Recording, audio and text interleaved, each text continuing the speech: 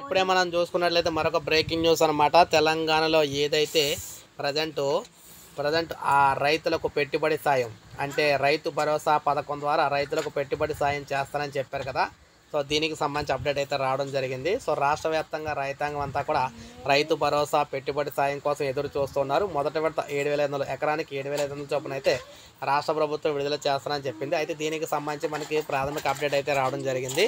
So August 15 తర్వాత ఏదైతే రుణమాఫీ పూర్తయిపోతుంది కదా, ఆ రుణమాఫీ పూర్తయిపోయిన తర్వాత రైతు భరోసా పథకానికి సంబంధించి నిధులు అయితే విడుదల చేస్తారని చెప్పేసి చెప్పడం అయితే జరిగిందనమాట. సో ఈ విధంగా మనం చూసుకున్నట్లయితే రైతులకు సంబంధించి పెట్టుబడి సాయం రైతు భరోసా అనేది మనకి ఆగస్టు 15 తర్వాత అయితే విడుదలవుతుందని చెప్పి దీన్ని బట్టి క్లియర్గా తెలుస్తుంది అనమాట. సో ఇప్పుడే మనకు అప్డేట్ అయితే రావడం జరిగింది. సో రైతు భరోసా పెట్టుబడి సాయం కోసం చూస్తున్న రైతులందరికీ కూడా ఇది మనకు లేటెస్ట్ అప్డేట్. ఒక లైక్ చేయండి, సబ్స్క్రైబ్ చేసుకోకపోతే మన ఛానల్ సబ్స్క్రైబ్ చేసుకొని ఫాలో అవుతానండి. ఇలాగే మీకు రైతు భరోసా పథకానికి సంబంధించి లేటెస్ట్ అప్డేట్స్ అందిస్తూ ఉంటాను.